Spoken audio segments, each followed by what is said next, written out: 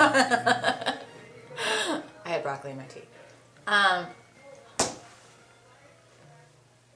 Okay. I just remembered one other priceless. These are bad dating stories from a while back. This is Saturday, guys. I'm homesick and you're spending half an hour with me while I eat my lunch and drink my bad, fake, artificially sweetened stuff. But this is back in the same apartment. See, it brings pleasure to my life.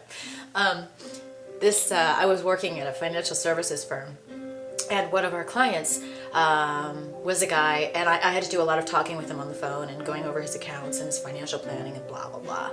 Well, he had this really good personality, and he and I clicked really well, and we talked, and he's Italian, and just had a great sense of humor and so on and so forth. So we really clicked, and then I remember he called in and asked if it would be okay if he took me out.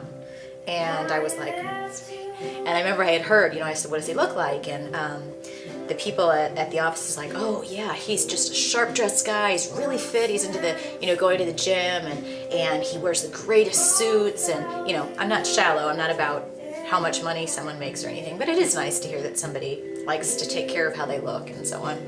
I'm more looking that they're not in prison, that they're alive, and issues like that. But I tend to, as you can see, run into other issues that I need to start asking questions like, are you on parole? Do you live with your mother? Do you have odd infatuations with Xbox 360? Do you still have your G.I. Joe doll from when you were a child, and do you still play with it? These are on my list of questions that I now ask. It's growing. And again, any of you guys that are watching this that are like, well, she's such a douchebag, I can't believe, I'm sure she's not. Let me tell you, I'm probably the biggest OCD person to date in the world, so trust me, I know I got issues. We all do, but these are pretty funny stories, you have to admit it. I think I'm relatively normal, if you were to go out with me. Anyway, where was I? So, he said he was going to take me out and whatever, and we talked on the phone, and I remember he played guitar, and I mentioned that I love Joe Satriani, and he literally, he could hear a tune and then make it up on his guitar. So I remember he was, he was playing it for me over the phone, and I was like, wow, so cool. So he shows up to pick me up, and he shows up in a car that was like, I don't know, I think it was the year I was a fetus. So it was like 20 feet long, and it was old, and it was like, when it showed up, and I'm looking out my window like, oh my God, I'm not getting in that car. So then he showed up, and I'm like, hi, how you doing?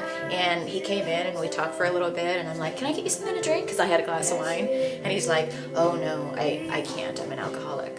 And I have a real problem when I start drinking, because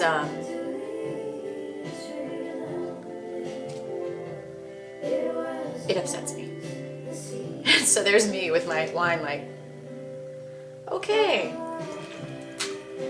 And so he came in and we started talking, and in 5 minutes after talking, he was crying.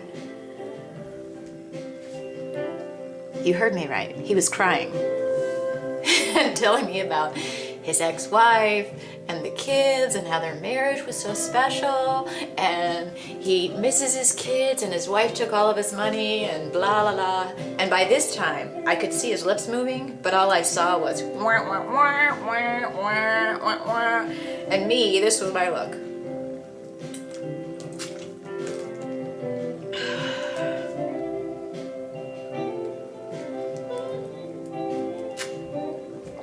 I don't even think we went out. I don't remember. But all that to say, that was the other story. I'm sure I'll think of some other funny ones, but really, it got to the point back then, before I met my husband. Dramatic pause. That my friend Bridget, I remember when she was getting married, she had me over to her, is it baby shower? No. What showers do they have when you get married? Wedding shower.